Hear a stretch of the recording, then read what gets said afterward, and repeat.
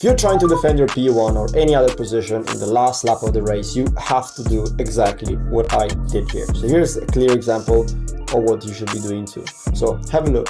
Pre-final, last lap of the World Championship, and I'm about to hold up my P1 position. Have a look.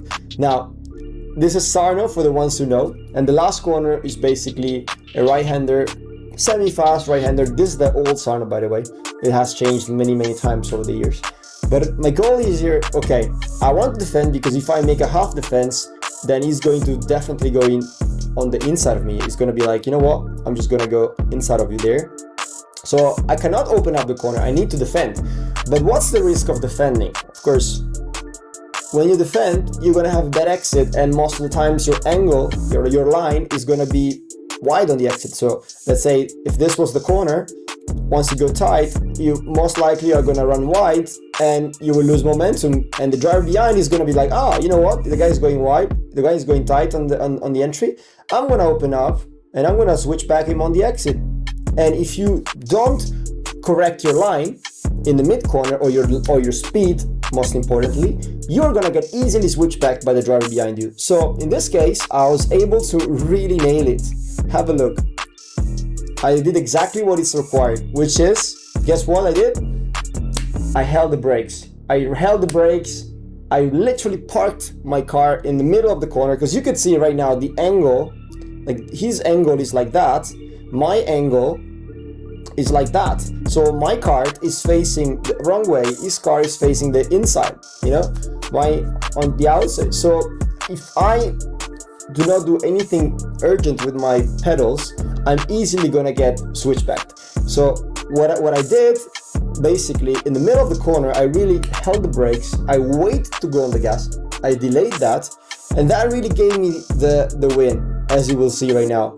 It's gonna massively bump me, my head actually goes to the back, and I'm able to maintain my position to then start P1 for the final race. But have a really look at that once again. Like, I managed to stop myself at the apex. I literally parked myself, because remember, when they bump you, they're gonna lose momentum. When they lose momentum, it's game over for them. They cannot overtake you unless they have a bomba engine. It's like twice as fast as yours. Then it's still probably gonna pass. But if it's going to bump you on the back, well, not only is he going to risk getting the bumper penalty, we didn't really have the bumper penalties back then, so this could have been a real bumper penalty.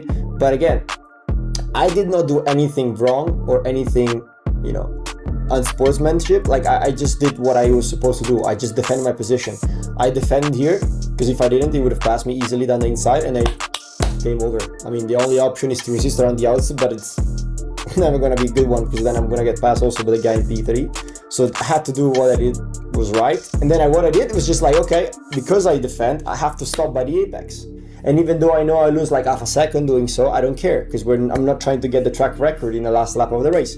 So I get him to bump me, my head goes to the back.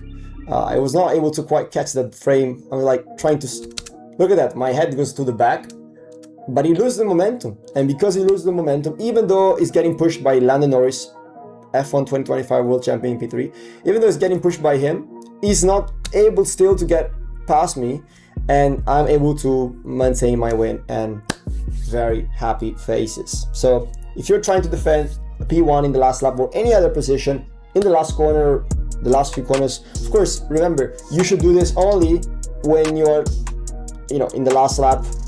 I wouldn't do this in every lap. That's quite stupid in my opinion if you do that. But if you are fighting for the win, for the podium in the last lap of the race, of course, if you have somebody in front that you want to chase, you should not do this, because if you're trying to chase somebody and if you start to defend like that, you're going to lose like 1 second per corner by doing so, which is exactly what I did, you know. I was tight in, tight out, which is exactly the opposite of what you should be doing, right? Wide in, wide out.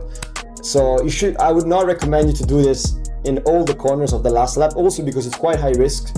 You're still gonna get passed in one way or the other. I would suggest you to use it only when you need it. In this case, I really needed it, as you can tell, and it worked out for me. So again, if you have somebody to chase in front, I would not recommend you to do it as the first option.